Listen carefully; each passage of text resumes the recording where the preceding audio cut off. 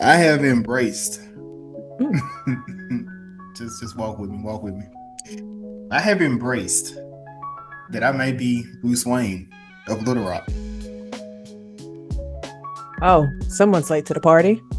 Um, why did you just now come to this realization? So this week it's been trying a little bit, and it's only Wednesday. So I found out that one of my coworkers actually has a laughing disease or disorder. Has a laughing disorder. I didn't know that was real. But then I was like, maybe he's just really silly.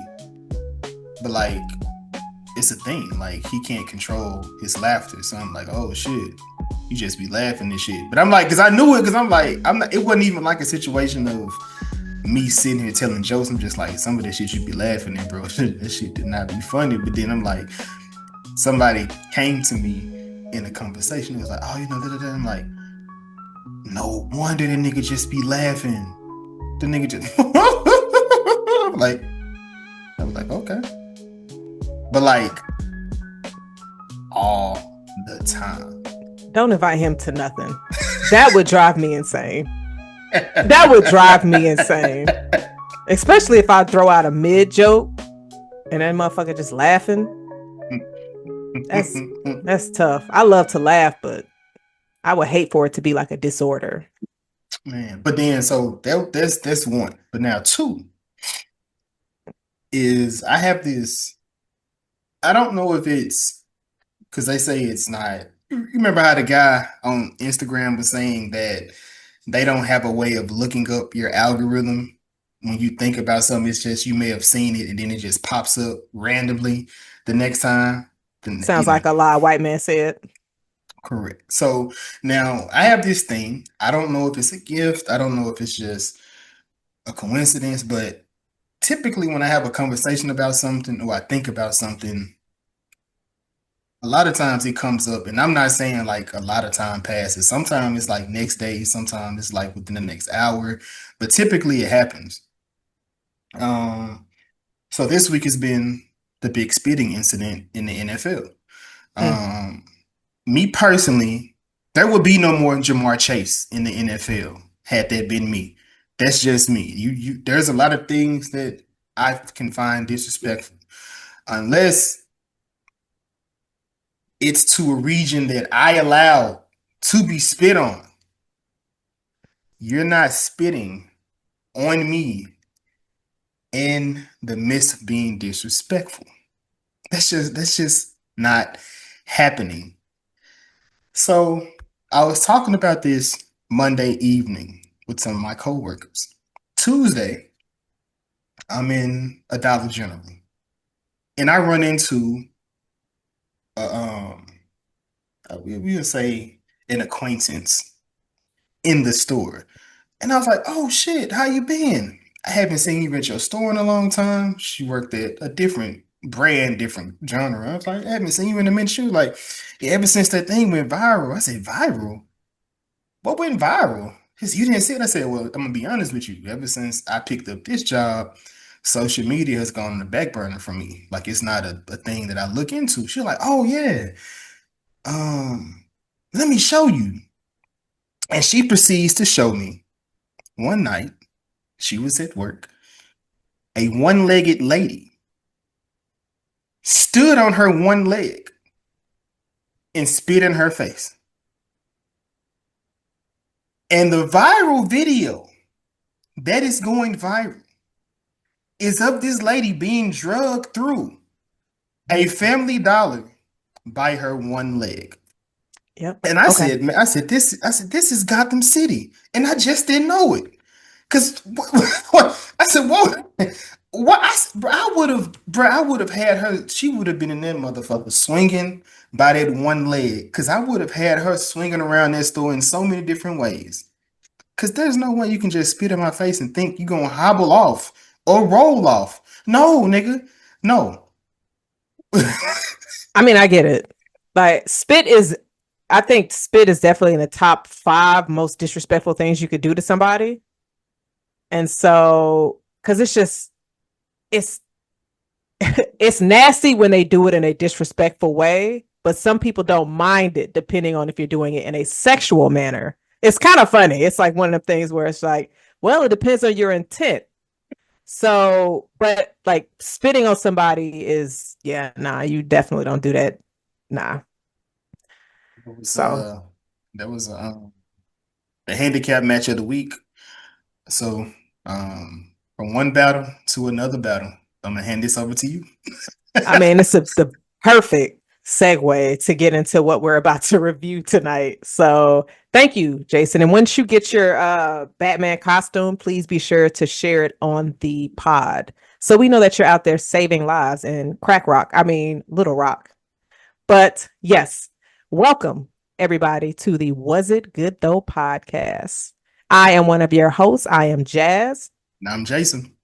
And we on this podcast review movies and TV shows. We are going to spoil it.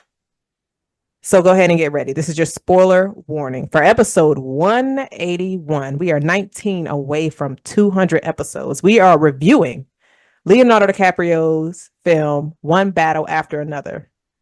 Now, this movie, I would say it was definitely on my movies to look out for this year, especially because I saw the cast list, because I saw Regina Hall, I saw Teyana Taylor, and I was just like, oh, this is going to be very interesting. Let me see what this is about. So, Jason, with the type of cast that we had in this film prior to it releasing, was it on your list of movies that you were just like, I definitely need to go see that? Or was it I'll get to it when I get to it? Leo is at the top of my I'm going to go see that movie, regardless of what I think of it. While I haven't seen Don't Look Up yet, but this was definitely on my list of I got to get to this as soon as possible.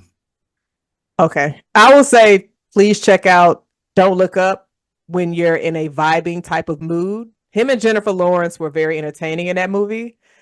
And it was just like, yeah, I can definitely see this happening because people are just so ridiculous.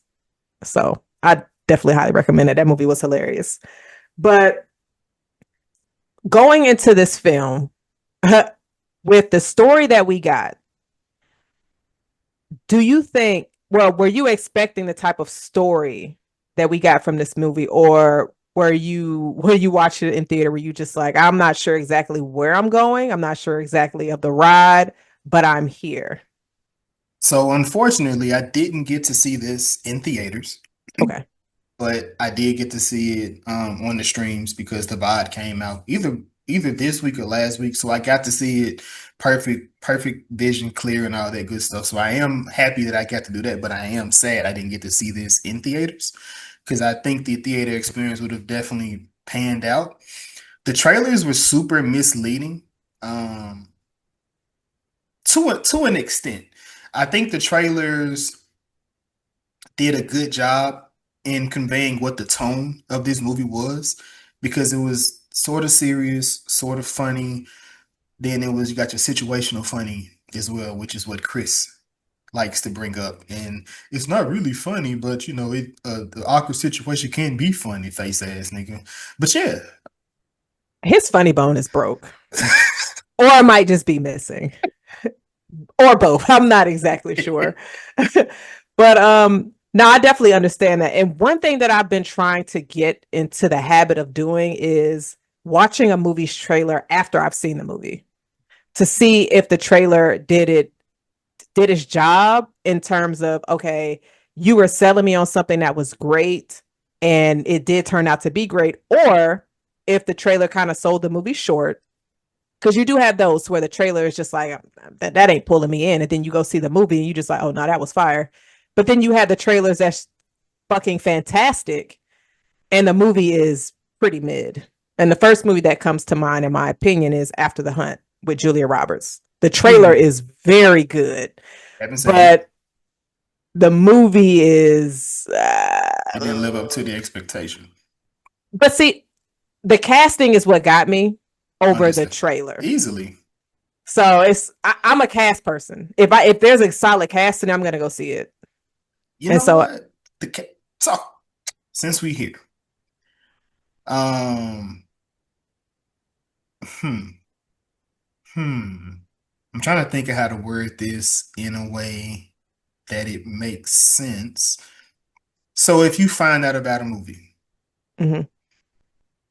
um, what are the top three things that are going to pull you into the movie? And this is you can go with whatever the top three things are. And just to throw an example out there, the title can be the thing that gets you to go to the movie as well. Just want to put that out there. Okay. The title never draws me in. So I'm gonna say first thing is the cast. If it has a solid cast, and then the genre. And then I'm gonna say the trailer. But then also, actually, I might put the director and producer before the trailer.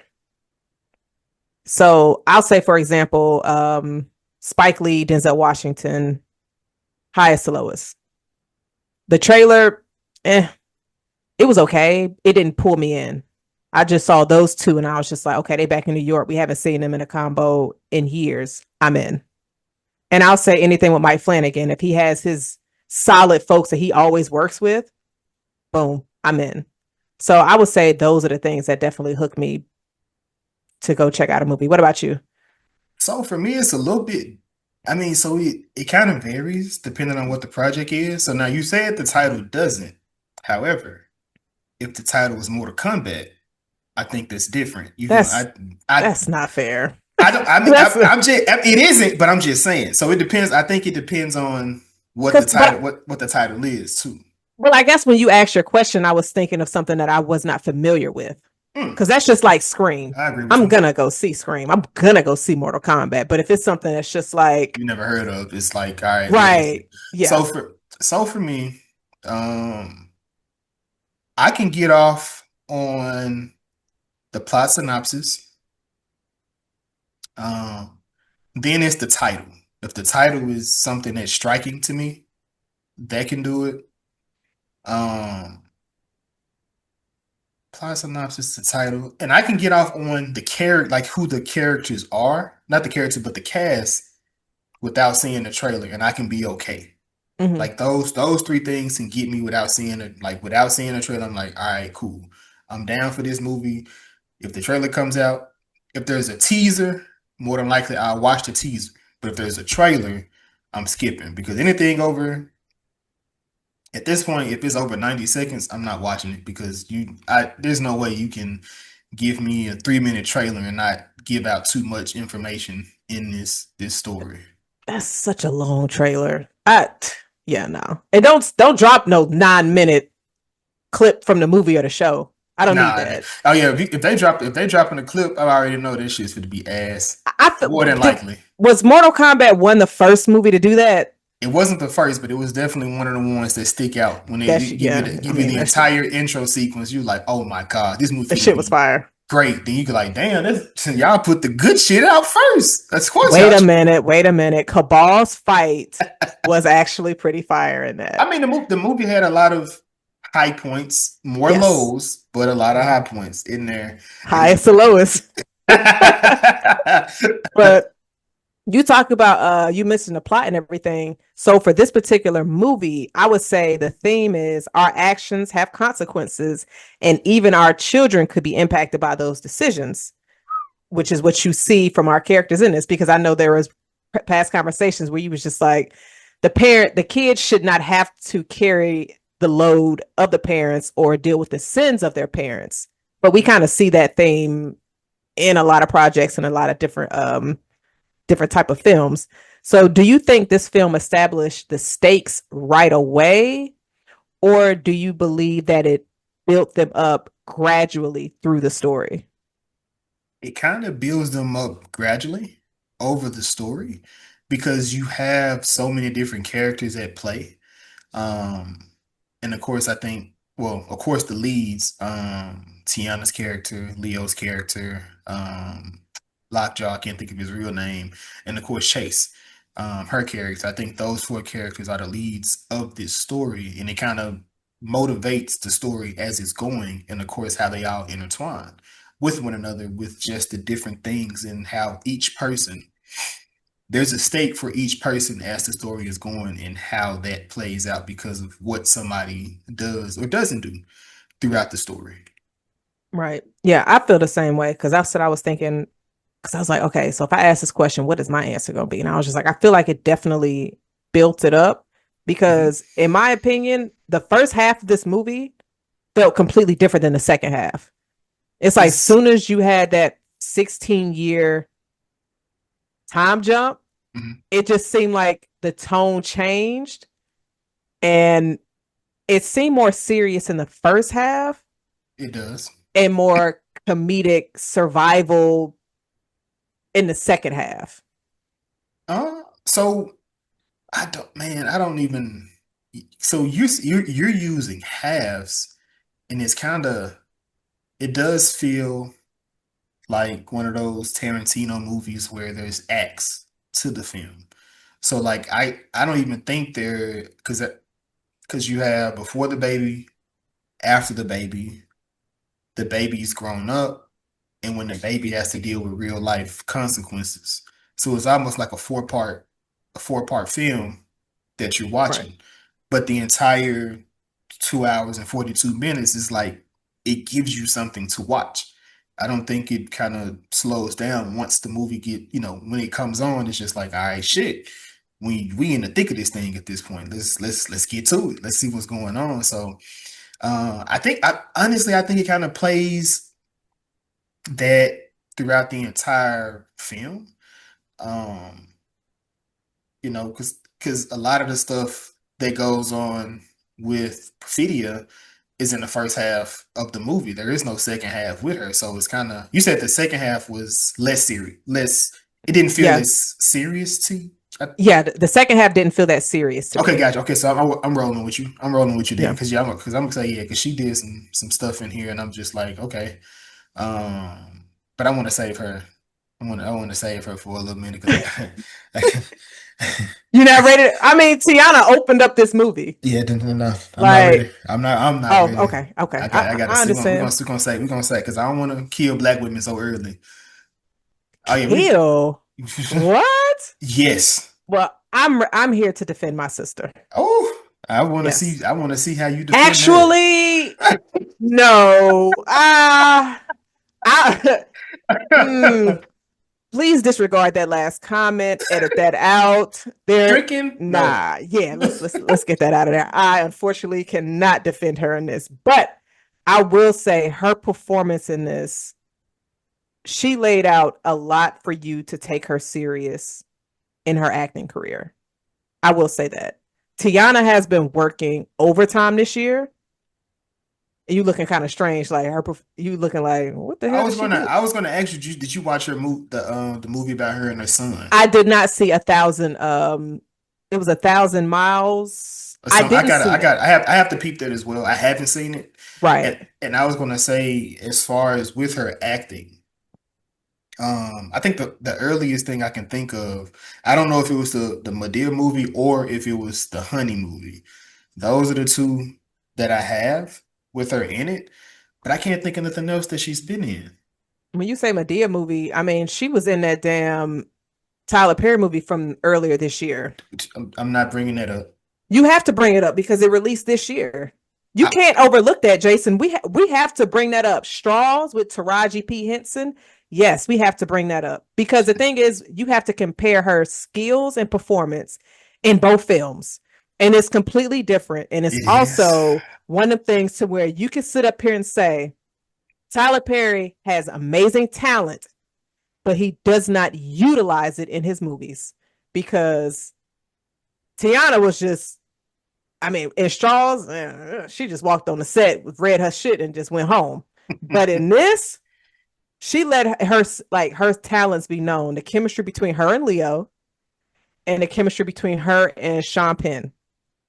Oh my God. Yes. Listen, I believe Sean Penn is nominated for Best Supporting Actor for Oscars. Have they done that? And Have they released that? well, it might just be possibilities, but probably not. But I believe he's on there. And I'm not gonna Yeah, he lie, should be. he should. And if it is to where he's going up against Delroy Lindo, I'm sorry, Delroy. I was rooting for you from Sinners, but what Sean Penn brought to this right here, he outperformed Leo. Like, I've never seen Leo get outperformed in a movie. And So Leo I, was sitting in the back seat of I this got I movie. got I got I got to push It's back. okay. I It's got to okay. push We back could on that. push because I got to I push was back on ready. that. So when it comes to outperforming, do you really mean like outperforming, or was it the care? Was it Stand out performance. Do you think Leo brought anything additional to this role? seeing Leo as a father of a black child? Yes. Is that it? Yeah, He I was think he. smoked out of his mind the entire. I mean, Nah, they was dealing with a traumatic situation. I get that. So I think I think the characters' motivations are different. And I was going to actually ask you between with Sean Penn and Leo's character, I couldn't think of what it was about them because you're dealing with two white men who love black women. One of them was a racist white man. The other one was a white man who seemed to be down for the cause. And I mean, he rode until until they had the baby. Then it was like, hey, that's not our life no more.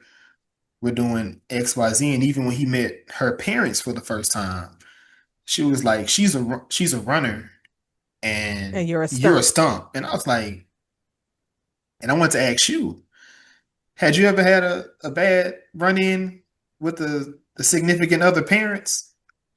No, every person's parent that I met, they liked me. Mm. The whole But time? I mean, you got to ask them. They never showed any kind of aggression towards me. I mean, we was cool. Even when I met him on accident. Mm. That nigga pulled you up. Hold on. Like, this the friend's house. Don't worry about it. I'm just... What are we doing? No, it wasn't that. He locked his keys in his truck, and his parents had his spare key. So they came to where we was at to get his spare key, and he was like, "Oh, my parents outside." I'm like, "Why are you telling me that?" And I was like, "Oh, I'm supposed to come outside and meet them." Hey mama, so this is what I'm gonna do. I'm gonna lock my car and y'all gonna pull up with the spare key. I You know want how I gotta get y'all to meet her. She doesn't wanna come. She doesn't wanna oh, come. It's only one I way. I actively be like, "Nah, this is not that ain't your position." But I'm Yeah. not promoting nobody on accident. This is not from But have you dealt with a significant other's parents? Jason's story probably like half them niggas hated me. after that. Not in the beginning, but I'm pretty sure at some point it was like I've gotten into it with one parent before. Um so bad that like I destroyed a phone just based on how crazy this person. I was like, yeah, no, I'm not. The parents' phone? Nah, it was my phone. But I was just so Oh, mad okay. I spiked that bitch. I mean, I get it. I used to hit walls. It happens. Yeah, yeah. Can't be We doing got to that. put our anger somewhere, and sometimes it destroys things. Yeah. It's okay. Safe space. But yeah, like I said, with those two characters, it was it. I didn't. I was trying to figure out what it was between them, like, because this story is telling us something. And I do think it's a real world thing that we dealing with as far as, them protecting white supremacy, to someone wanting to protect white supremacy, but also be with something that they're not supposed to be with. And then, like I said, you have the pact of it all. But then, like I said, some of the dialogue in this, I was just like, uh. When they said we go after haters and people who we find have issues with, when they were telling Lockjaw of the type of organization it is, like that whole white Christmas Christian shit, that completely came at me out of nowhere as I was watching this, and I was just like, wait, what is happening? But it was interesting because, like you said, you're seeing elements in this that I'm pretty sure there are societies like that out there now, that it's just like, oh, white supremacy, we're trying to do this and be over all this organization and things like that of people in high positions. Like, I don't think that's far-fetched. But I do think with this movie having a theme of revolutionaries fighting for those that can't fight for themselves and going up against the government, and you look at what's happening today. And you have movies like this, and then The Running Man as well, to where you have citizens fighting back against the rich. And so that's why I think it's very interesting to see these type of stories being told, because as of right now, our government is really fucking us over. And you see citizens protesting on a daily basis of fighting back. You know what I mean? So I'm glad that that we are getting these type of projects. And I guess hypothetically, Jason, if you were someone reached out to you, was like, yo, you trying to join the revolution, would you join? Or would you be like, man, get the fuck off my porch? I would ask what days are we revolutionizing? Because I got to go to work. I feel that. And that's a very important question. I think that's important to be like, so what is availability? What expectations do you have for me? Because you can't just be like, all right, just let me go get my sign and all that shit. Like, I got it in the garage. Like, you just, is it organized? So I mean, that's true. Do you want a revolution? Whoop, whoop. Like, I mean, it depends. Kinda.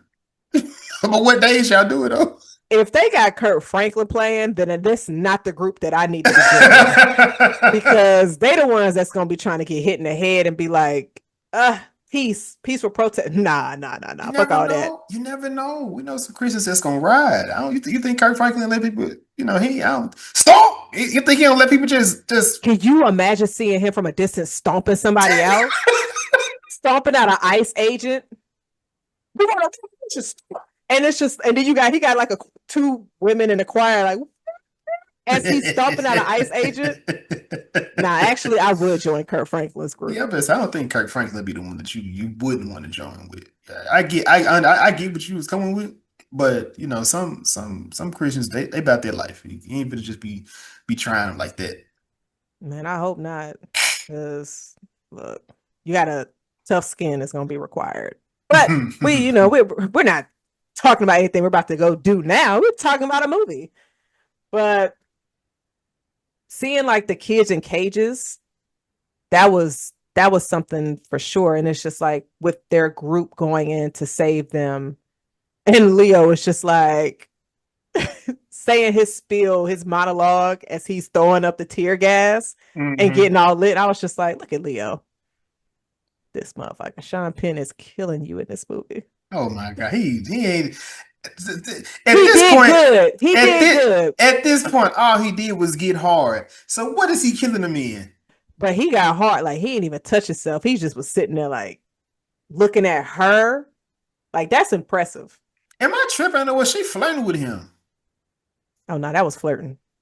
Like, I'm not gonna ask somebody in that kind of situation. It's like, get it up. Like, I wouldn't even think about doing that. Like, what was that even about? I would say power. Yeah. I think that was all like a power trip for her to go in there because that was his facility. Mm-hmm. So for you to get the person that's in charge of this facility, and they've all heard about him anyway, and she was like, "Get it up," and he just sitting there. I would love to see how that rehearsal went because I'm like, Sean, did you ask them to add a certain length to it?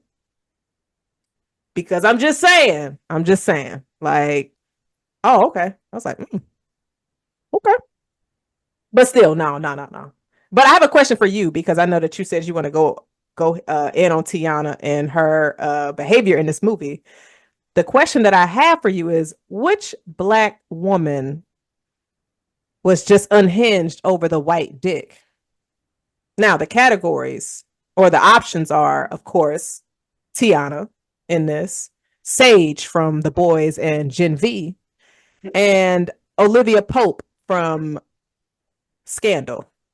Now, Fitz is in this movie. He is. He is. And that's why I So, thought. That's why I thought.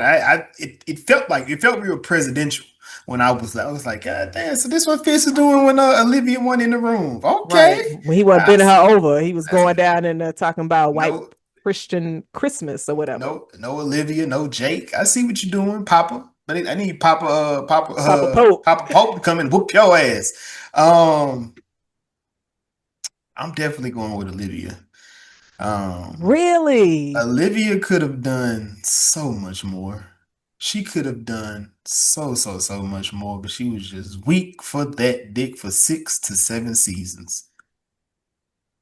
Mm, Sage only got Sage for like 2 seasons, you know what I'm saying? And barely. It wasn't no Olivia Pope type shit. okay. I see that. Who So you you who you got? so I'm gonna say Sage because she's too smart to be dealing with that kind of shit. She did it twice in two Olivia different shows. Olivia Olivia Olivia was just smashing the president in one show. Sage was smashing two different white men in two different shows. Spoiler alert. And you're the smartest woman on earth. You know better.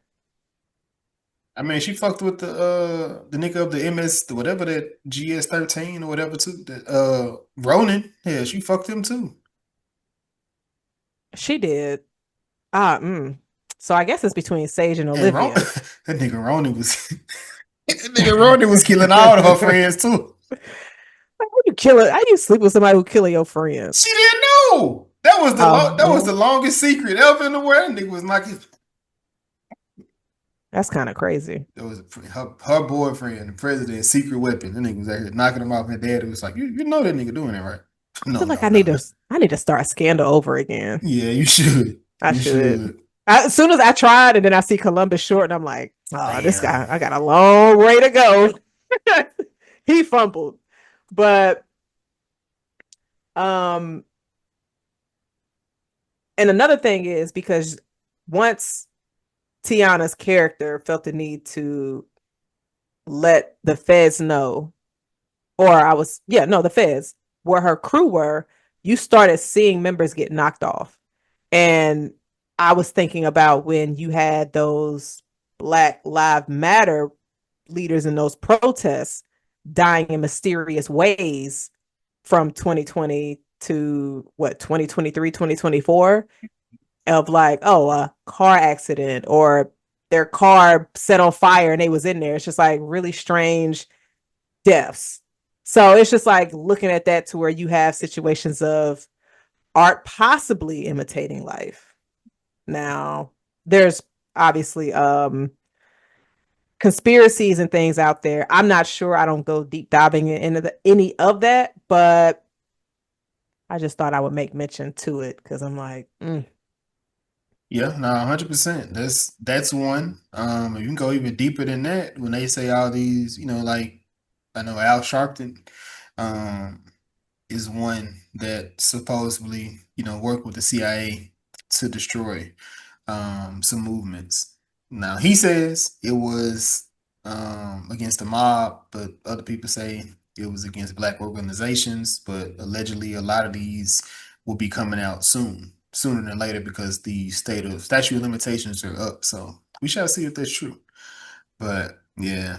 Oftentimes it happens in that. And as somebody who's a revolutionary, I did kind of turn my stomach a bit watching Mm-hmm. the film. And I guess within that you have the different organizations, and I guess you're seeing how the different organization mobilized over the years a little bit, because you had the French 75, um, but then you had Benicio del Toro's you seeing his organization, how they mobilized for their people as well. And how they looked up to the French 75. So that was dope. But then you had the group that Regina Hall seeked out to get, Chase's character, um, some salvation while they were on the run as well. So you're just seeing all these different groups and organizations and how they did different things. And just seeing that ecosystem that they had within their unit, and for Teyana to be the one, like a very important member in her crew, to be the one to destroy that, kind of pisses me off, because she didn't have to. Like, she could have everything that she did post what's it called, she could have done. You know what I'm saying? Like, she could have lied, did some lying, some XYZ up until wherever she was, But for her to, put the people out that she was out there riding with and watching them get popped, and I was like, bro, come on. Yeah. I didn't think that she would fold that quickly, but I also feel like the situation when they went into the bank and she caught a body, because like she wasn't trying to go to jail. Like, because after she killed that police officer when they was in the bank, and I'm sitting here like that whole chase scene, I'm like, girl, it's 3 cars right on you. You are not getting away. It's a good run that you're doing though. Very athletic, all of that, but you are not getting away. But once she got pregnant, you saw the effects of like her dealing with postpartum heavy. Was And it so? Is it postpartum during pregnancy, or is it so just because this? so I think when she was dealing with it was postpartum after. There might be some levels of postpartum that you have during pregnancy. Not 100% sure. But she definitely had postpartum after having a baby, because when she was seeing Leo taken care of, she started feeling jealous of her own child. Mhm. Which is a And thing. so, yes, yeah, definitely is. And she just, I guess she said she felt like a piece of meat and things like that. You didn't see her holding the child outside of when they were in the bed together. Mhm. And so, with them showing that and her just leaving, I think the postpartum and where her mind was emotionally, leaving him and the baby, and then doing that ridiculous, collect snatching up bodies at the bank, because even her, what was it, Harry, what was her name, Wolf? Jungle pussy. Yes, her. I think said you Harry you know I do not like Wolf. that word, but I'm sorry, I don't remember what it was. It was something in that realm. Even when she was giving her speech, she was shocked that Teyana even shot the security guard. She Yeah, was like, "Whoa, what's going on?" So and and that's what brings me back to the beginning of the film. Because I was like, why wouldn't you shoot this man? Like, if you know he's the leader of this organization, like, you allow him to just roam free. He told you he's going to come back and get you. And it almost felt like a cat and mouse game that she wanted to be a part of, too. yeah, Like, all right, I see you when I do, nigga. Whatever. I ain't worried about that. Shoot that man. Put him down if you really down for the cause. It ain't just doing the work. You gotta take out some. They blowing up stuff, making sure people don't get hurt. No, you gotta hurt some things. Look, some people gonna get hurt in this revolution. It can't just be us. yeah, right. But she also forced him to get hard, and she saw what he was working with. She was not gonna kill that man. She was excited to see him again. Actually, no, I take that back. She wasn't excited. She was probably shook when he popped back up. But then when he was just like, I don't care what you blow up. I want my gun and I want my hat back. And he gave her the address to his hotel room. Do you think she was still smashing him multiple times? What you mean? Do you think that hotel meetup that they had was the only time that they had sex? Or do you think it was a continuation of them smashing on a regular? I definitely think that was smashing on a regular. I definitely think it was more than that one, that one time that they did. Because I think because of the overlap is where the pregnancy came from. Because I mean, unless Pat was being careful in that situation, but I just don't think so. Yeah. When I did my rewatch, I was looking at them and I was just like, yeah, this definitely ain't no one night stand type of energy. Nah, that's man, be the best type of energy right there. Like, no, we can't let nobody know we doing this. Hey, so let me ask you, let me so do you do you think she put that gun in him, So or was it a tongue? just forget the finger.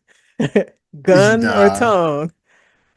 Uh Isn't like she kept like because she left when she left, like she left like in this like she was disgusted at she herself. she did. I don't think it was a gun. I don't think you're gonna use a gun and be like, damn, I shouldn't have used a gun on him. But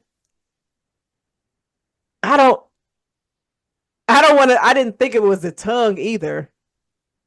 I didn't But did think it she was go her there with her own finger. strap? It's That'd have been crazy. I mean, I don't know. That's a good question. That's a Yeah, good that was question. that whole like I said, that entire interaction, I was just like, man, what? But then like her personality began to change within even before that. Like she just started like I don't like it was like somebody who was like an adrenaline junkie almost because they Pat setting off bombs and she ghetto Pat and let's fuck before the bomb blow up and I'm just like, well, this girl is tripping. Then she gets pregnant and then she pointed the gun. It's like that was then she pointed the gun at him. She was like, "What's your pussy for? For fun? For war?" And I'm like, "Oh shit!" She telling this nigga what she doing, and he not even catching on to what she's saying. He just wanted to be a family man. He was like, okay, baby's on the way. All right, so we got to go ahead and put these revolutionary activities to the side. But I Hmm. feel like once you're in that, you can't just be like, all right, I'm out. It seemed like it's a gang for real, except they don't jump you out. You just have to live on the run and change your whole identity. And someone is going to always be looking for you. Which is trash. Uh, is a trash life. I mean, yeah, but it's if you're living for something that you believe in, then I guess having that mentality of it's always one battle after another, you become um used to that. That becomes your normal.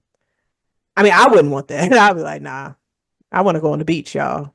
We can't do that. Like, no, nigga, you can't. I I want to go to the just movies. I Like, just hope Tiana's character isn't loosely based on Asada Shakur or nothing like that. Cause like we don't need her to represent us. I'm just gonna keep it a buck. Like don't have her. She definitely in my mind at this point. She has removed Jodie Turner Smith at the top of that list. Tiana's character is now on my biggest shit list. Yeah, just from Tiana this movie? from this Tiana, Rashida Jones, Paula Damn. Patton, and then Jodie. Jody moved down 2 spots? She did. Damn, shout out to Jody. That's what's up. She did. I Cause can't I speak for did. can't Tiana, speak for the light man. skins. So, okay. What was the biggest thing Tiana did in this that had you like, hell fuck no? Cause she snitched on her crew? She is the true definition of a rat. Because you knew what you was getting yourself into. You shot that man. You didn't have to shoot him. You didn't have to kill him. Now that nigga crawling, I don't know why he was still crawling. but you didn't have to kill She him. didn't either. She told him to stop. So like she didn't have to kill him, but then even in that situation, you got arrested. Nobody else did. Take your time and call it a day. We can come see you, or maybe we can't see you. Just gonna have to Can't do. You see. got to take that time. So you not only did she turn her people in to get them smoked, she then went on a run and never came back. What's she coming back to, Jason? You need to fix this. Oh, you thought she was about to be Bruce Wayne? No, Nigga, I'm that's not. you. I'm not saying be Bruce Wayne, but you've gotten all these people killed. She did. You didn't check on your daughter. Yo, I've been wanting to write you. No. You didn't write nothing. And then if you were Pat, would you preserve the memory of your significant other that became a rat to the organization that y'all were a part of? So sober Jazz, calm thinking Jazz will say no. I wouldn't. Because that level of betrayal, I feel like you can't come back from, especially with people losing their lives due to what you did. But he was in love with her. And he probably thought Willa could have a piece of her mother, even if it's a small piece, even though her mother did terrible things. And I know that might sound crazy. So, like, I kind of understand it, but I'm I too. probably wouldn't. I've my one of my I'm gonna say toxic trait, but one of my flaws is definitely being too understanding because I definitely give too much compassion in some situations where I should just be like, no, it's a wrap. You do. Fuck I that. can sign off on that. Be like, no, Fuck Jason, that. that motherfucker ain't shit. That's Jazz. But I am one. I'm not trying to hear the other side, especially if it's on some bullshit. I don't got to do that. But like, if it's not on bullshit, then yeah, I hear it out. Like I'm not here to hear a racist person tell me why, and there's nothing that I don't need to hear that person. But like, somebody on some, just on some like playful bullshit, yeah. But if it's a serious situation, nah, it ain't. Some stuff is just like, nah, you just gotta call a spade and let that be what it is. I agree.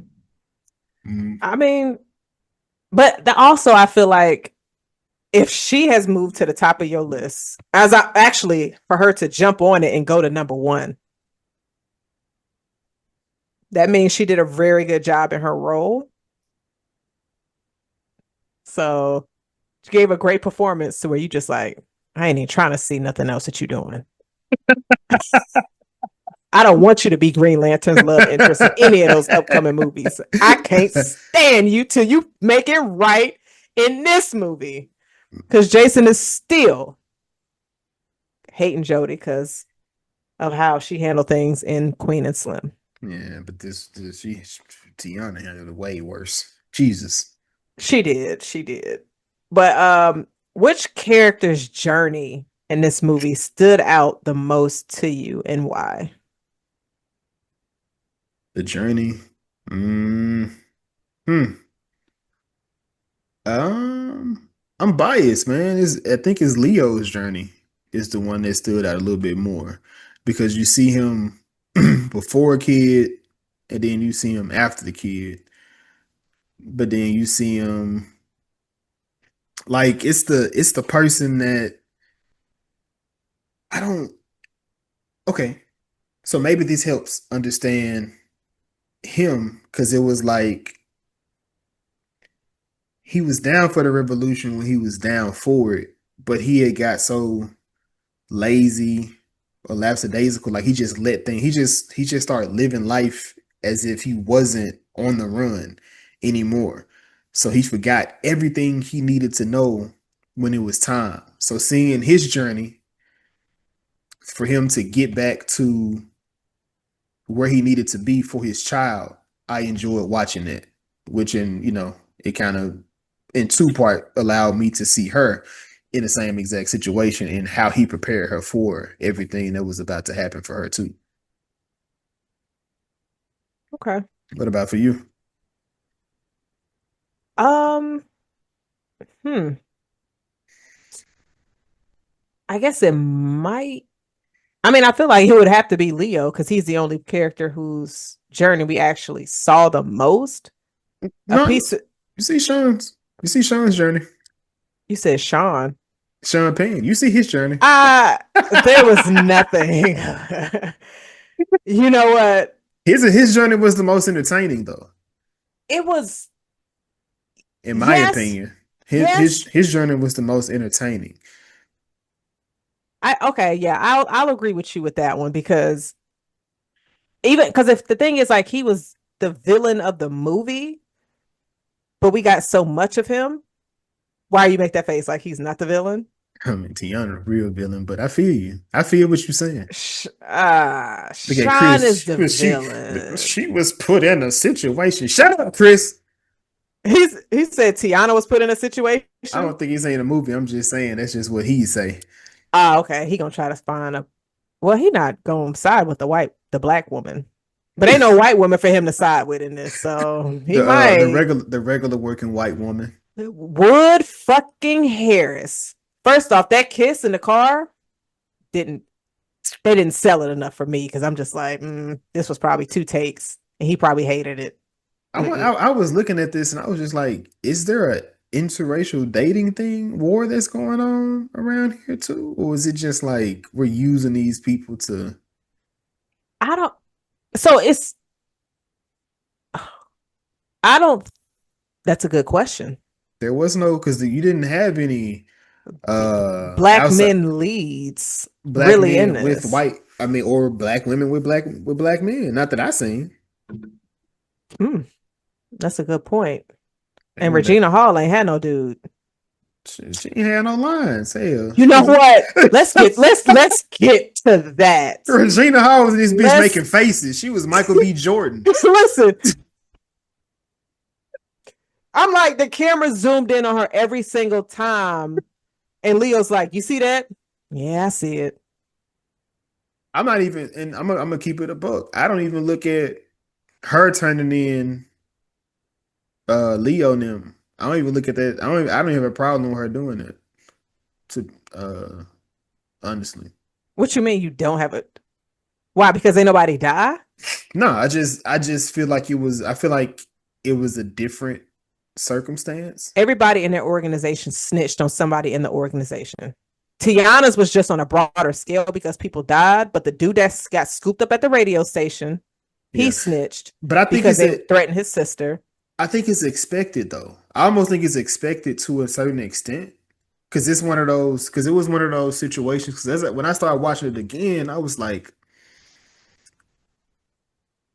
what they're doing is, yes, I think at some point they know you only can run for so long, but the closer we get to the situation, we can at least try to not deviate from the plan, but we can try to create a new plan, create a diversion from wherever we are. And now they would have had more time hadn't the daughter fucked it up when she told. But at the same time, if you randomly got picked up by this chick that knew a secret word that only y'all supposed to know, would you keep your phone? Would you tell her about your phone? I would get rid of my phone. Because the thing is, my phone. I don't believe it. Okay, so I'm not even supposed to have a phone, for one. You're not supposed to. And somebody who I've never met before rose up saying something to me that my father told me. If anybody says this to you, you trust them with your life. And they have that little monitor with them. And if they tell me we have to leave, drop your phone. I'm immediately going into defense mode and secure mode of like, okay, this is a serious situation. I was taught since I was younger for if this were to ever happen to trust this person. And phones are tracked. So yes, I'm going to get rid of my phone. I can't see a 15-year-old doing it though. Like it's because I think for me, it's the whole thing of safety. That's true too, because she was young. And for me, it's like, okay, cool.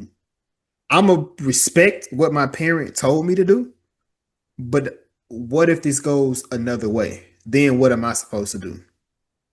But then what if it goes to the way that it end up going? Everybody snitched in this movie. It's all, but I mean, it's all, but all of it is to an extent is circumstantial. So I guess circumstantial may not be the proper word, but all of it is like it's like kind of case by case situation. So her having that phone, if it go, I mean, so in that situation, let's just say Regina was the bad person and she just knew the information to be able to kidnap her and get her. She would have been able, now she wouldn't have been able to call her dad, but she would have been able to call somebody that can get to her dad in that situation. Sensei, that's the nigga name. But then even still, I would think, let's just say Regina was a villain. And I was just like, oh, I don't have a phone on me. Oh shit. One of my peoples who got my number just called my phone. Now my phone is vibrating. Boom. So it don't even matter if she was a villain or not. Now, because somebody else snitched that had my number. And I would think if Regina's a bad person, whenever we get to where we're going, they're going to search me anyway for the phone. So, I mean, if a villain goes to those lengths, go ahead and take me. I mean, hell, you already got me here. That phone ain't stopping nothing because the lengths you went to get to me probably took you a hell of a lot longer than me getting you taking my phone. And then they say parents be knowing. Her daddy had told her about that nigga that they were the non-binary. Her daddy had told her he said you to watch him. He said I just want to be respectful. All her friends just seemed like that was different. No, I was gonna say they were crack under pressure. I was gonna say that. I wasn't gonna say different. It's good to have different friends. You can't tell me that scene with Leo when he pulled up to what's up, homeboy? You hold up. Let me talk to my daughter real quick. No, Jason. No. That scene didn't do it for you. Nigga, I was slapping my kneecaps in this bitch. That shit had me rolling. I said Leo had you laughing in this. When that motherfucker was over there rolling on the ground like, oh, you got his fucking nunchucks. Give me a gun. Like you was in there laughing your head off, wasn't you? Not on that scene, but when he was talking to them, he said, come here. He said, I'm gonna tell you right now, she better come back the same way. Oh, I promise you, everything you'll do to her, I'm gonna do. He said, wait, what? She did not come back. She did not come back. They at the school snitching. But you gonna fuck me? What?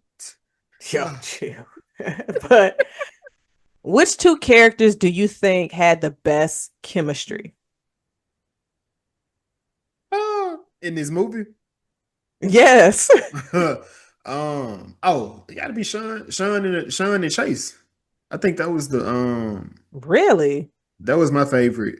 That little scene between them, just that whole him chasing her in that fucking church. That whole awkward parent, like, because like I said, when I took a DNA test at 16 too, so I know like them some awkward moments. It's just like what are we doing? At this point, like, what are we doing here? So yeah, no, I get it. I've been there.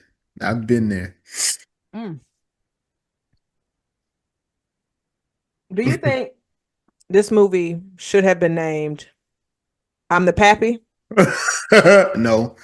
That would have taken the fun out of what you was gonna get. Because now, of course, that's a thought in your mind throughout the entire movie. Like, wait, who the fucking did she do that? Or did she not do? Because it's the did she not? And that's the like the final nail in the coffin. It's like, bro, now you don't even know who the daddy is. But now people we know. We just don't know if the DNA matches the one who's this is correct. Really, I mean the paternal father. Right. But yeah, it's, just going through, man. No, she was wilding. Who had the best chemistry for you in this film? The chemistry between Sean Penn and Teyana I thought was really good. Yeah. And it may have been intensified because it was sexual tension. Yeah. Look at this freak ass nigga. Yeah, he was a freak. He was a freak. Like you were watching her from a distance with your binoculars, looking at her ass as she's sticking up police officers, licking your lips, He was about to jack off until he saw Leo grab her ass, I and know he then started. The nigga started, and he said she slapped that bitch. Whoa, whoa, whoa, whoa, whoa. No, listen, the music changed. It said, it's like the record stopped. He said, "What the fuck? Who's this guy?" Like he was upset. And then you roll up to him. No, no, he rolled up. Wasn't that when he No, rolled up to him in he a rolled grocery up in the store? grocery store. You got a daughter. You got a You like, kid. you like Boy, black girls. Yo, I love black girls. I was like, nigga, show me. that's how niggas be. They be crazy. Be barking at you. That nigga said, he said, what's her name? Why would you? See, that's white I'm folks not shit. answering no questions. That's white folks shit. Somebody might say her name Charlene. It's Charlene. Sound like a black girl. Have you ever seen a have you ever seen a white Charlene? No. Charlize, but Charlene. Well, we are all familiar with Charlize Theron. She's white. We all familiar with a Charlene too. Anthony Hamilton. He was singing to a black Charlene. He was, yes. She was not white. Yeah. But Leo looked so scared in that moment. I don't why was he even answering this random ass white dude? Did he know that was Lockjaw? I don't think he knew that was Lockjaw. I don't think he knew then. I'm curious how he was able to identify who Lockjaw was. Because I feel like the first time he never actually really saw him. Not in the first part he didn't. I'm not sure why he didn't. But man, he was, I don't know. Because at some point you would think he would have been following Teyana. No? Who, Lockjaw? No. Leo, to see what she was doing. Why? He had trust in her. Black women don't cheat on black men.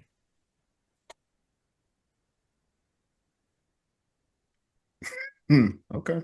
I didn't believe it. I didn't believe it either, as I said. Okay. Right. That's how Jazz sound when she lie, right? Nah.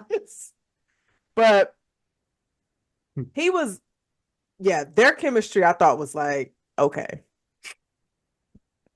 Y'all fucking for real. I wish we'd have got some more Sean and Leo scenes. I think that would have been dope. Yeah. Another unsung hero in this movie was the soldier that was working for Lockjaw, who was going around talking to the kids. Like he was real good too. He talked to the kids, then he pulled in Regina Hall. She was like, I swear I don't know. I swear I don't know nothing. Yeah, I don't never know nothing, but I swear to you know something. Okay, I know who you're talking I said, about. nigga. Yeah. He had to. So, okay, so in the interrogation scene with the kids, were they showing emotions to you?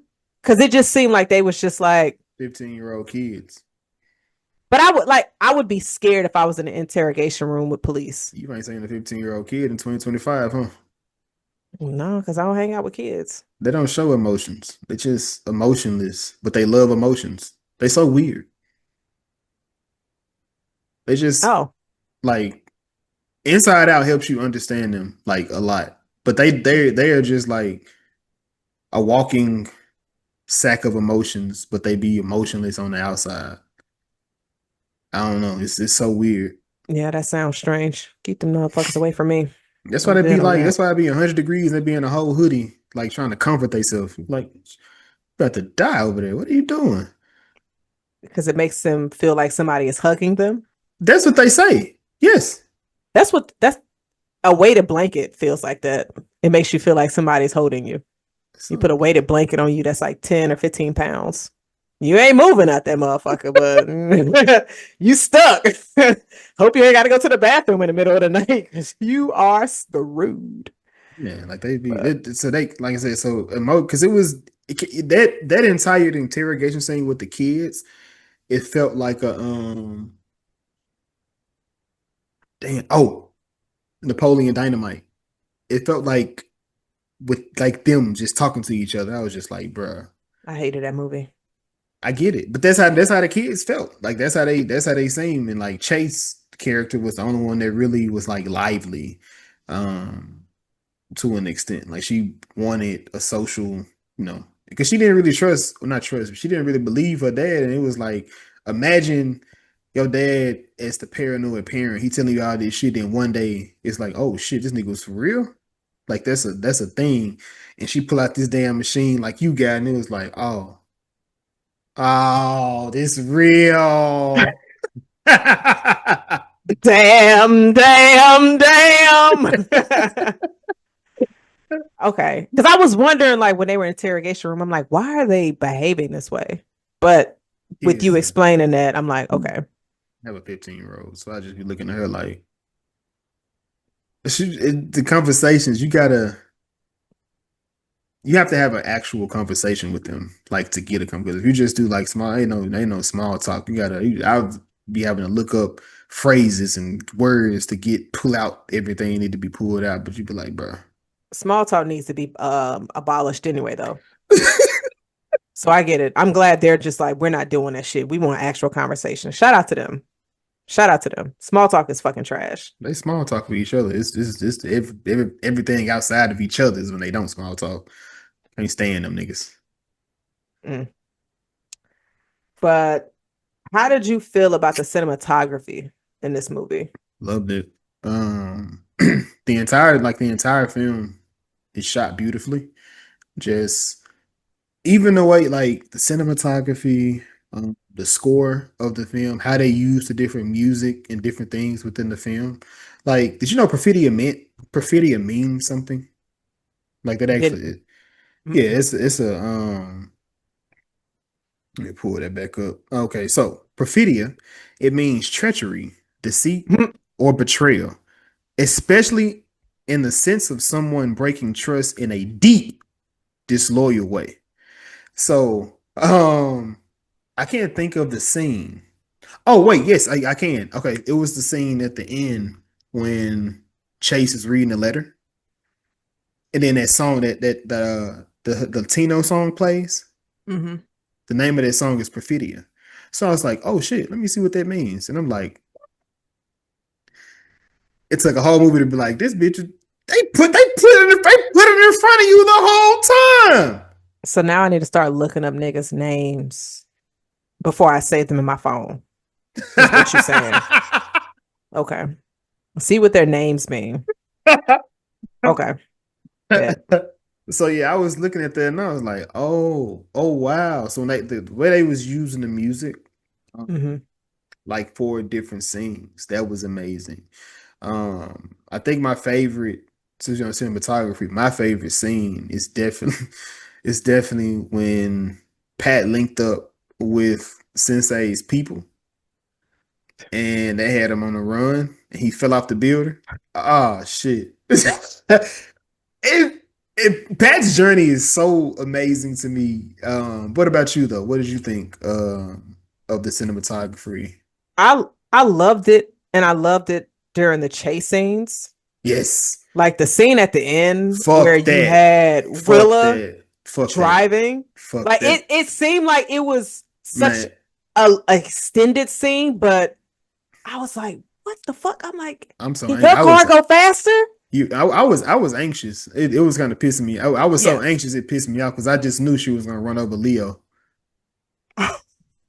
I was like, because when he I was didn't in the go street, that I dark said, with get it. out, bro. I was like, get out bro. I'm at the edge of my seat. Get out the street, nigga. Your daughter don't know how to drive. She looking in mirrors and shit. She Like, got to though. Somebody is behind her. bro, She has then it's doing the up and down, yeah. up and down, up. And I said, oh my God, I'm gonna No. lose my shit if she don't stop. They don't stop this. That scene was so intense because I'm just sitting here like, how is Leo going to find her? Lockjaw just got shot in the jaw. So he's gone. And this dude is about to take her out. Like, how is this about to go? She was smart though. Willa was definitely smart, but this movie, it honestly puts you on a roller coaster for you not to know what's going to happen next.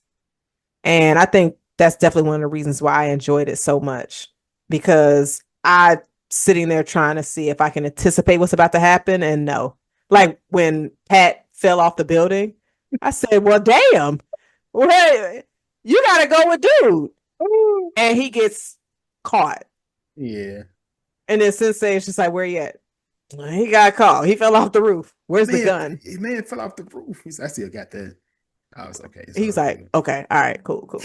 We gonna figure something out. We gonna figure out how to get him, but as long as you got my gun. But shout out to the cameo. To my guy Batman and to my guy Peter Parker. Shout out to y'all cameos in this film. What? It's like, what's your name? I'm Batman. Oh, here we go. That is not no cameo. He said, sir, please, no, your real name, Parker, Peter Parker. I was like, yes, y'all are solidifying what this movie really means. Which is what? We'll get to it. What was your favorite scene? Oh, unfortunately, Regina Hall was not in it. I feel like they underutilized her so much in this. Favorite scene? Damn. Oh, it might be when the racist got killed by that dude that Lockjaw gave the tracker. Willa to the tracker. Yeah, which I love that callback because it was brought up in the conversation when they pulled in the guy with the Mustang. They pulled him in. And they were having a conversation about a tracker, and it was like, "Do you trust him?" He was like, "No, sir, I do not. He's not white bread." So they didn't like that. Which the initiation scene was also dope as hell as well. When they started going through the different what is it? Damn. The white boy they call it the Bros Club, but that was more like the good old boys club, like the good old boys. You talking about the white Christmas group? Yeah. With Fitz. Yeah. And it was just like, we got to do this background check to make sure you don't have any kind of any surprises. Do you have the test? Do I have the test? Yeah, do you have the test that he gave to him? No, I don't. Yeah, so they have a test in the film.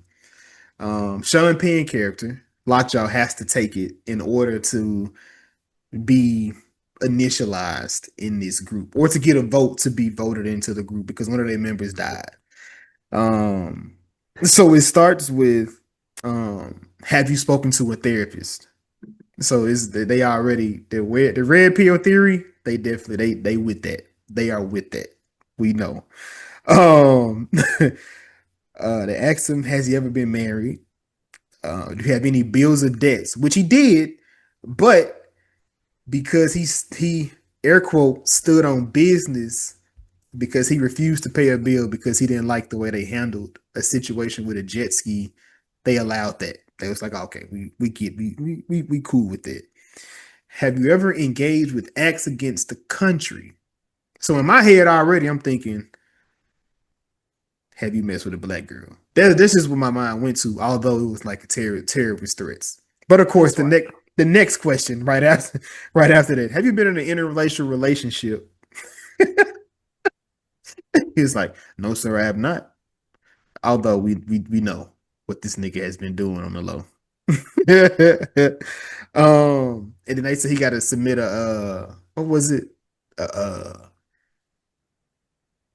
Double white a double white background check where they got to check that one last thing he has to to get his information submitted. And then they find out, well, later on they found out he's been, well, at this point they say when you get into this group you no longer have to report to anybody, you just run it the way you want to, which the only time white people don't like when white people have too much power is when that power interferes with what they got going on. So then he started basically running into the other Christmas adventurers group um, because he started using resources to run into a town. He ran into the school. Uh, he was messing up. He was fucking up the church's money, essentially. He was doing a lot to find his bastard, is what he was doing, and trying to get her out of here so he could join his crew, join that organization. But it's funny because it's just like, did you not think putting a spotlight on your activities would throw up red flags? But then again, like Jungle P had already said, yeah, I'm not saying the word. She already had in their documentation that him and Teyana was fucking. Snitching. Because she snitched. Like, Jason, everybody in this organization was snitching. I'm sorry. I'm not joining a revolutionary group and niggas is snitching. RP Fred Hampton. We got about that too. Man. Um, but yeah, when they brought the guy in the Mustang in, because that was, they were talking about the tracker dude. It was like, yeah, so he's been running a organization. He had the people going to the school. They said, oh, he also he had people running to the chicken licking frozen food. He said, oh, I love those chicken nuggets. That's like, the comedic elements in this were perfect. They didn't shine too much of a spotlight, but it was just intertwined in the conversations to where you sit back like, I know the hell he didn't just say that. Like it just flows so naturally. It Because did. it was like, we're just trying to stop people that's trying to, mess up our agenda, haters. And I was like, wait, haters? Like, what? What kind of shit is this? But I can see that being a thing. 100%. 100%. Um, wait, that was damn. Oh, so when Pat gets the call from the organization, that's why I was like his journey within this, I enjoyed a lot because he forgot the codes and everything. And for me, that was so it was one of them situations where I want to say white supremacy, but where your whiteness no longer mattered. You know what I'm saying? Because at one point it felt as if he could use his whiteness to kind of coast through everything, but then when things got serious, your whiteness no longer mattered. Your loyalty to this organization is what matters. If you want to protect your daughter or get your daughter safe, you have to abide by the rules that we set in place for this group. You just can't get by off your whiteness no more. I'm Pat. I don't give a fuck if I called you any of that shit. And then I was like, it was kind of in my mind, it was kind of fucked up. He didn't remember anything, but he did remember the code and how to get management on the phone. Did you catch that? So I did, but do you think they knew Pat was white? It's not about what they knew. It's about what we know watching Pat. Because for me, it was the whole thing of just um because do you think Regina Hall didn't know the information? Let me ask you that. I think she did, but she was also, because even like the woman that she had spoke to that was at that facility and she took Willa, she was like, you still got a lot of fight in you. I think Regina's character was still in it, actively in everything the entire time. So I absolutely think she had all the information. Pat was not in it. Like Pat took a 15-year break. But he knew enough to teach his daughter how to get in case something happened, though. So at any point, you should, even if you don't know, you can't knowing everything. I can't get mad at you for that. But not knowing nothing, like he couldn't answer like the second thing, the second codes in any of those situations. But all these different things needed those codes at some point because you just never, you know what I'm saying? You never know. So I think with him teaching Willa the phrase, if somebody were to come out with that beacon, is different from if you need to find the location, you need to know these steps. Because I think it was a thing of if you're in this situation, you have to remember these particular phrase. And it's if you're in like panic mode, police are coming after you. It just seems like more pieces to the puzzle that Pat needed versus Willa if she were to come across somebody that has that beacon, if that makes sense. Because he Yeah. probably could have just been like, all right, Willa, so somebody come up to you with the beacon. The weather is beautiful, sunshine, church's chicken. But if it's just like, Pat, the police are after you. What time is it? How many clocks are, how many hands on the clock? Daylight savings time, the sunny weather, that kind of shit. I mean, it was probably easier for him to remind Willa versus him reminding himself. But I could be wrong. It could have been the same amount of thought process for both of them. So, and maybe she didn't think it was all fake. Maybe a piece of her was just like, I need to remember this just in case something happens. Versus Pat was just like, ain't nothing gonna happen, so I don't need to remember this. And plus, Pat smoked weed all the time, and weed makes you forget. Sometimes, I mean, a little bit. It can. Nah, a lot of it. But yeah, I Not just that I looked at would it. know. But yeah, I kind of looked at it like, being able to coast on white. But at this point, it's like, yeah, now that white, you being white, it doesn't, that part you can't, you're not gonna be able to use that. But like I said, he did get to the management. And then management was able to tell him, and then he started going off again on the dude about everything. And I was like, this shit just hilarious. I get that. I would have cussed him out too. But he was just following instructions. You can't just. You can't, but that's that, and that was my point. You can't break protocol because Right. you're in everybody. That's the whole point of this organization. We all on the run. Your daughter is not big. No one person is bigger than the program. Nobody. Exactly. But everybody in the program seemed to be snitching on others in the program. Yeah, yeah. They think they extending their life, but no, nah. I'm curious of what their initiation is, because I'm pretty sure it's not to the lengths of the White Christmas Christians. They probably just be like, "So you showing up to this meeting? What you got? Oh, dynamite? Bet join our revolutionary group. Yeah, Like you got to jump them people in. I, Make sure I, they strong. I would like to see what the vetting process was in those situations. Like that'd be something that because they didn't hide their faces, and that was another thing. Yeah.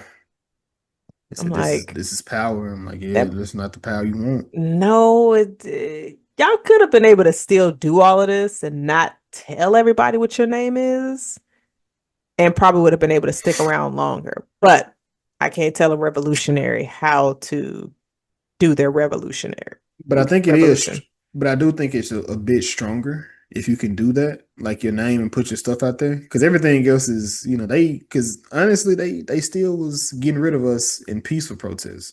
So them doing it the way they were doing it, because they wasn't hurting people until someone got hurt, Yeah. But until people start getting killed, going out the back door of businesses and getting your wig split, literally. Yeah, they got the regular working white girl. She had her death was kind of cool. I was not expecting, because bullet to the head and then the wig came off so fast. I said, damn. Okay. And then like I said, the tracker, the one they couldn't trust, he ended up helping. Do you think he did that just because he was sick of the white boys saying racial shit to him? I feel like that was his last straw. I think it was that, but then I think he wants to do the right thing for the girl at the same time, because he didn't, like I said, he didn't want to take her. But then he was like, you know what, whatever, it is what it is. So I felt like it was a 2-part thing that kind of pissed him off. That was like, you know what, nah, fuck that. But then he died for his cause as well. So yeah, I mean, I was just like, because this movie I think is number 2 for me this year. So my number 1 and number 2 both have scenes where racists are getting shot. Man, how did you feel about um Lockjaw ironically surviving being shot in the jaw?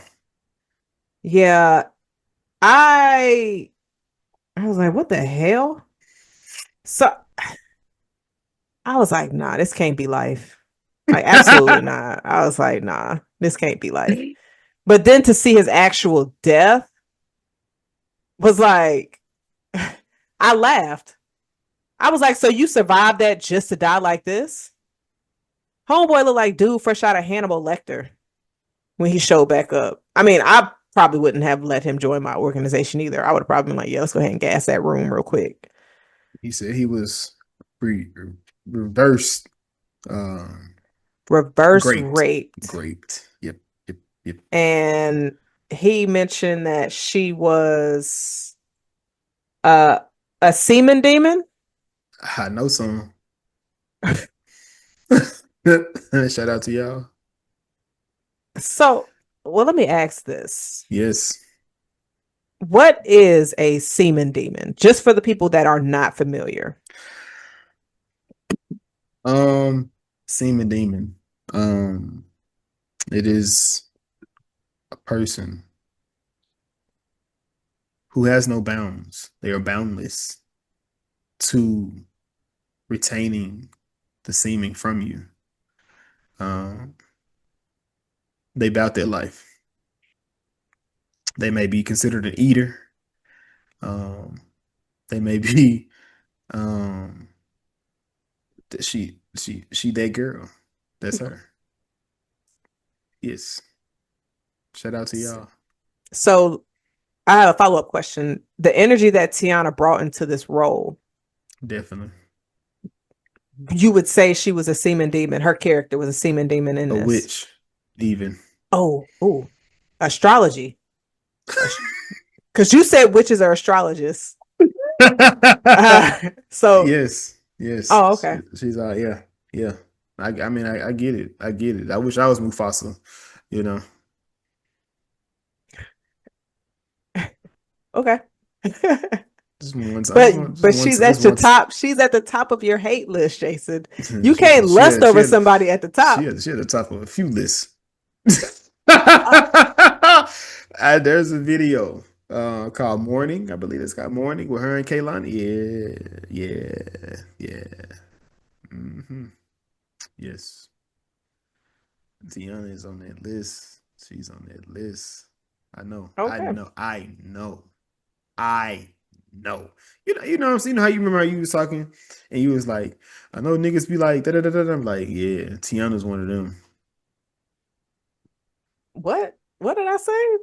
Um, I was trying to say without saying too much.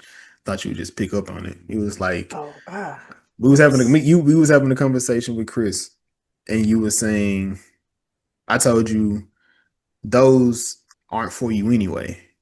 Remember that conversation? yes. Yes. So yeah, she's one of them. Not one of them, but she's who you was referring to in that conversation. Like nobody ain't her. So you can't look at her being on my list and being like, I mean, I don't compare. Of course, you know nobody's supposed to compare. Nobody is supposed to compare to her. She's her. Okay. I know. I know. She be popping on that thing like a chicken wing.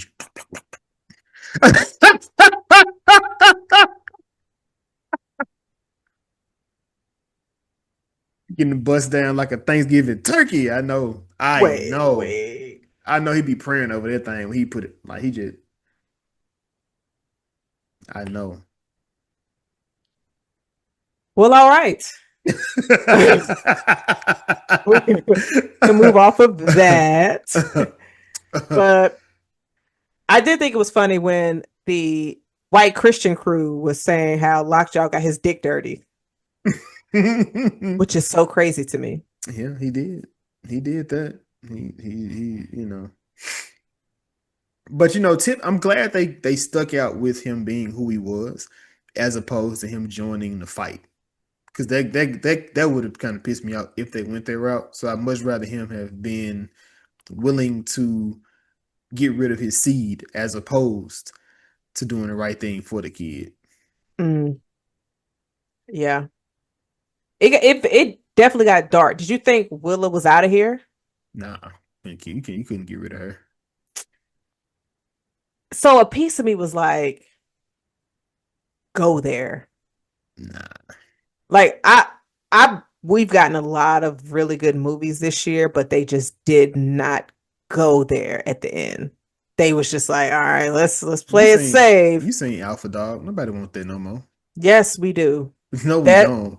that shit was sad, and it was like, oh my God, what did y'all just do to me? But yeah, sometimes sometimes you need those type of No, endings. you don't. And Actually, you don't. Actually, we do because we don't get them very often.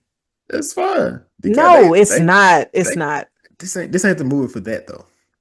Listen, I Jazz, was like, I'm telling you, if in the but see, movie about where white supremacy must reign supreme, killing the last black girl ain't gonna be what we need to see. she I, oh, so now she black, Jason, but you be quick to call somebody a biracial. after Quick. after forever, yes, she's forever black. Was she in forever? She was. You fuck no, she wasn't. She Oh wasn't a yes. cousin. Oh You yes, she fucking was. serious? What? Nah, that's not no, that's not her. You are lying to me. Mm. Now that oh well, she's not even showing. She was not the cousin. No.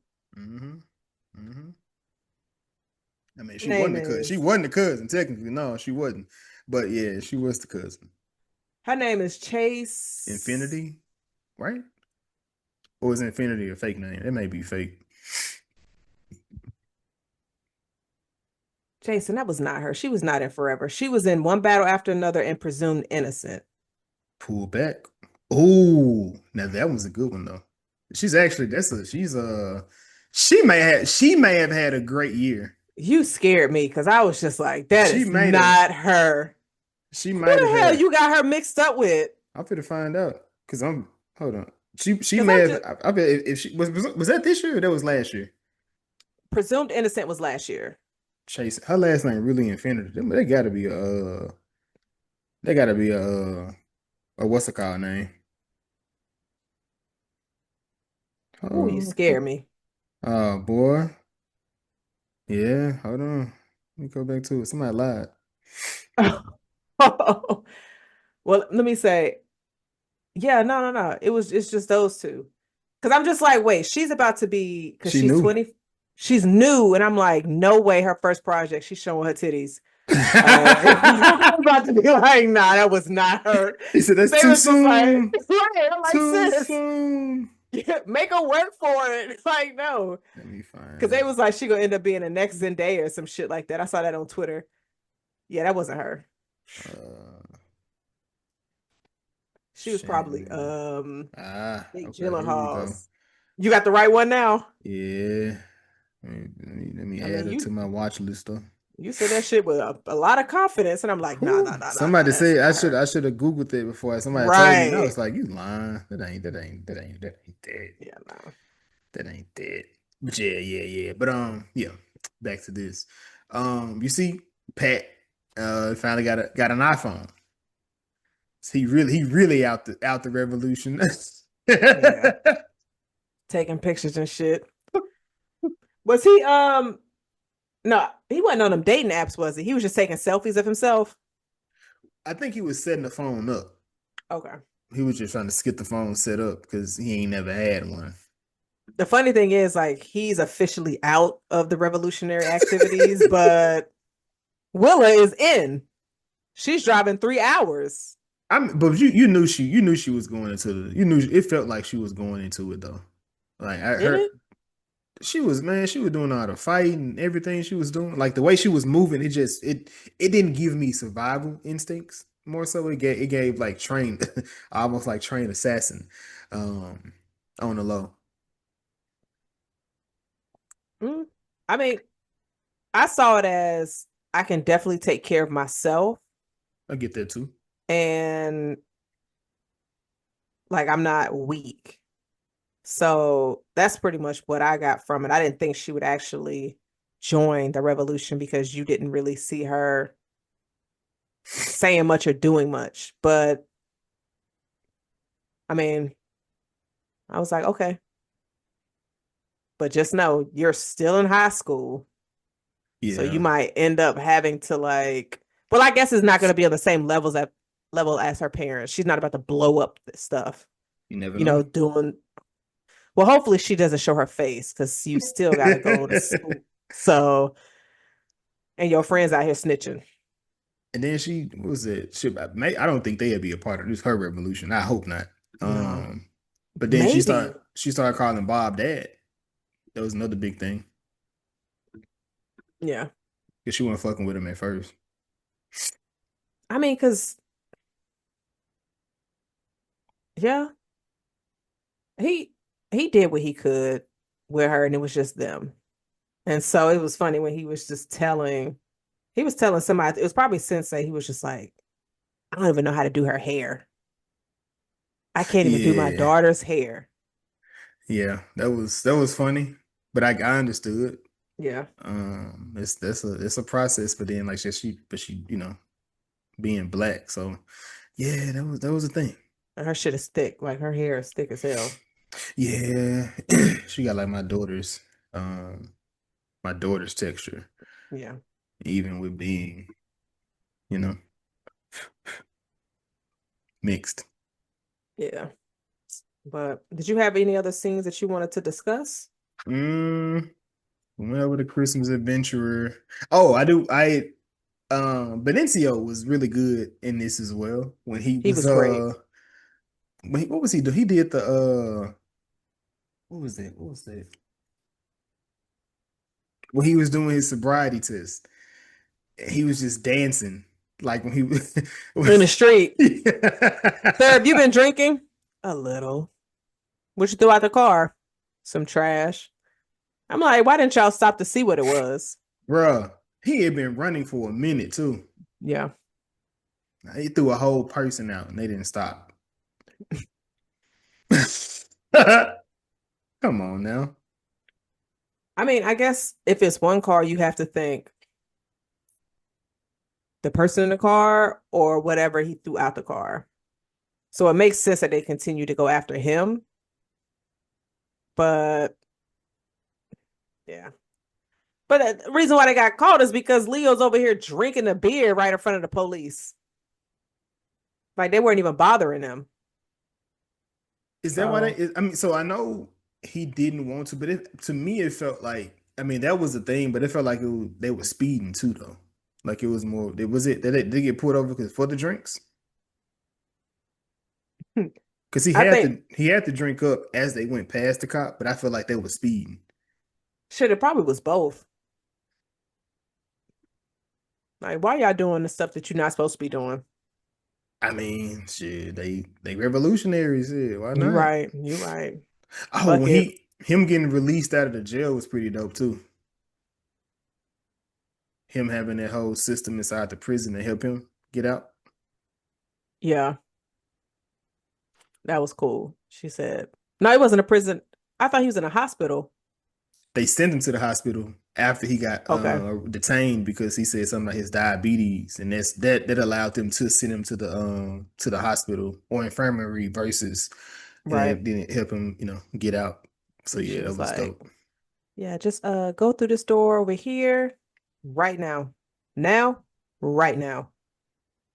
Yeah, I like the little code. They had a lot of little codes and inner workings that they were using that other people wouldn't understand unless you Right. really entrenched in what they got going on. So yeah, I really enjoyed that.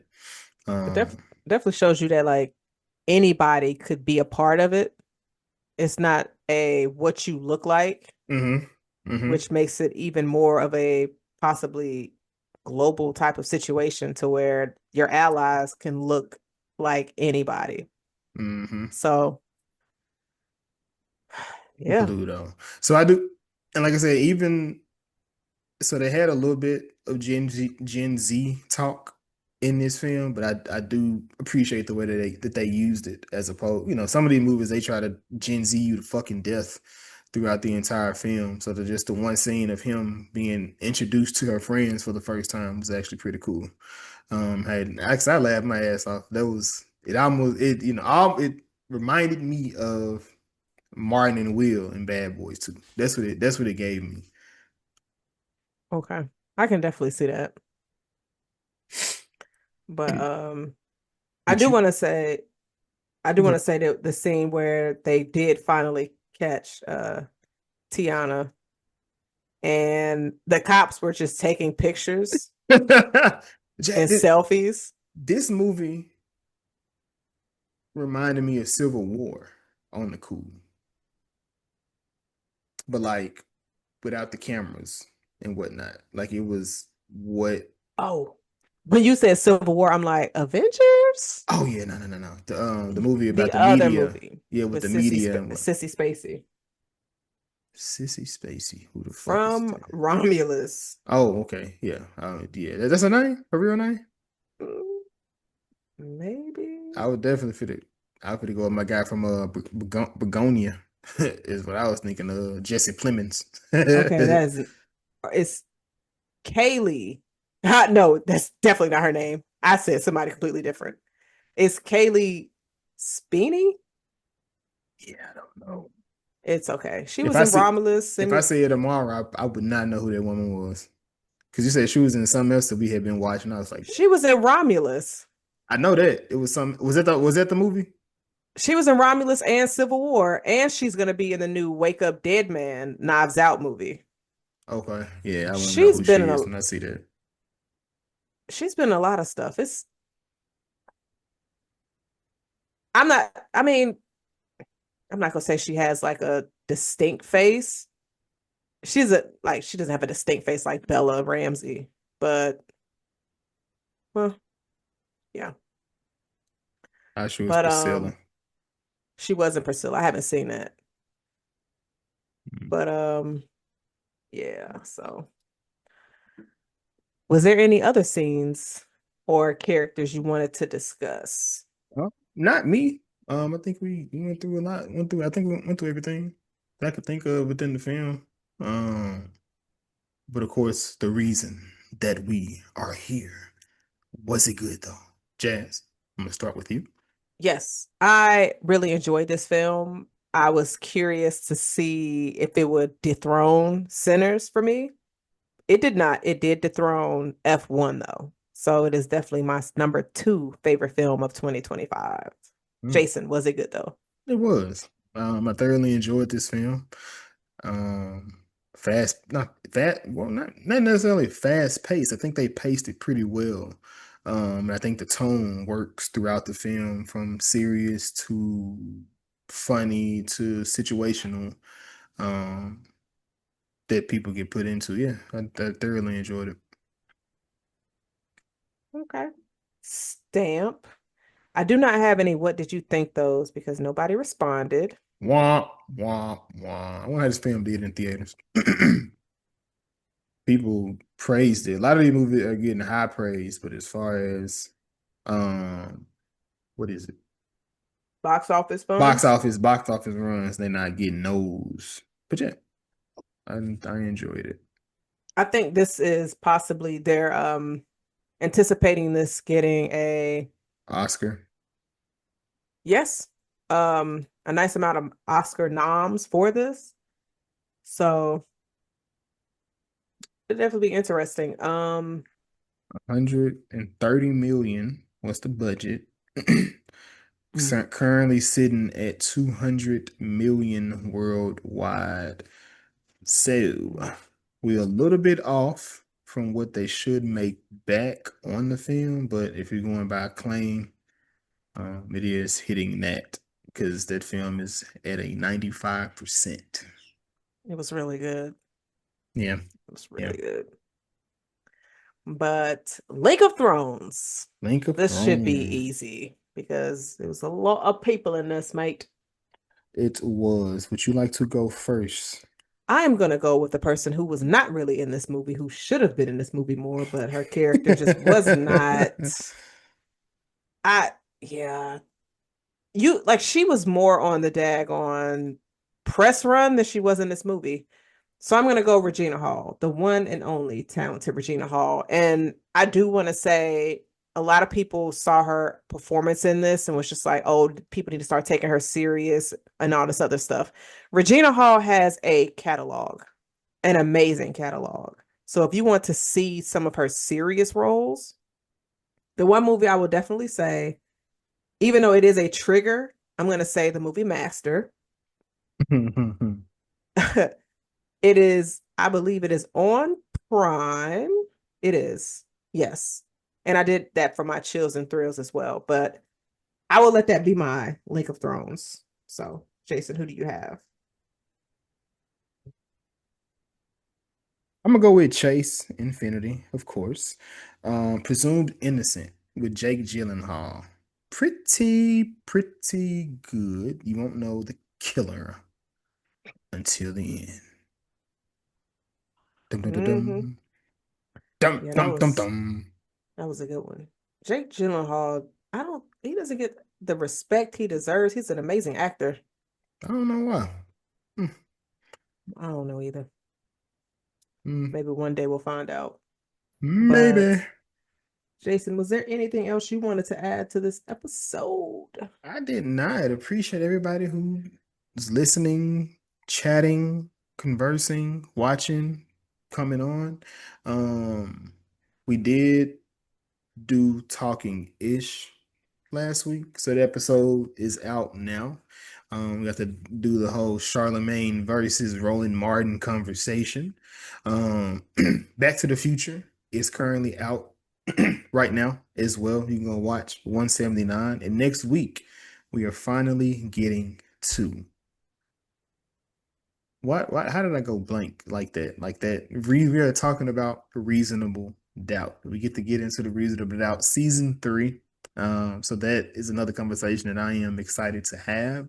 So yeah, I can't wait to do that. And at some point, we're gonna get with Lo and have conversation about his album.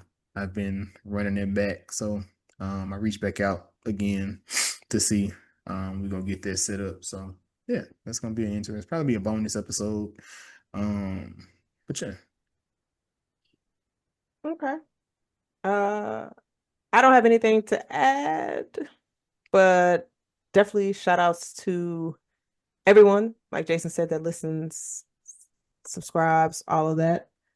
We're getting into the holiday season, which means we're getting into our wrap up and getting prepared for 2026.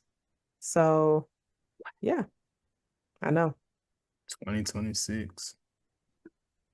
Yeah, we're gonna get into it. What we're expecting for the next year, our favorites from this year. But yeah, we had some people. I almost felt like some people want to come on and do some review wrap ups with us. It almost felt like. That's what I thought it was going to be, but I'm pretty sure if we invited some folks on, they wouldn't mind. Yeah, we'll see. We'll see how that go. It'll be different. But that's all I have. That's all I got as well. But again, this is a Was It Good Though podcast. This is episode 181. One battle after another. I What did that wrong. nope. What is your Link of thing? Throne? No. Your final Oh, message. yes. Why do I keep reminding you every week? Because I be forgetting. And it's there actually. This is there. So I was looking at this video earlier this week. And it definitely stuck out based on a lot of interracial dating. And it basically at the end it said, in a world full of Tamaras, be a Tia. So I want to give a shout out to Erica because Erica said Tamara is actually Tamaga. And I said, what? I said, damn, that's a crazy nickname. but Yeah. I'm sure people have their reasons as to why they call her that. Yeah, they say Tia is the black twin and Tamara is the other one. But, Imagine being the non-black twin. yeah, it's kind of harsh on them, but I think Tia just did more things that was more urban than Tamara. I think that more so, but then I get maybe that TV show that they had. I think people just saying it that way. But hey, man, I thought it was a husband. One married a white man, one married a black man, but then one divorced a black man. Yeah, but they still on the low. They on the low with it. But yeah. She said the dating pool trash as hell. So she said, "Honey, let's get our marriage back." He did that Tyler Perry movement. Everything changed. I was about to say something crazy, but I'm a chill. But until next time, this was a Good Though podcast. I am Jason. I am Jazz. Cheers. Cheers.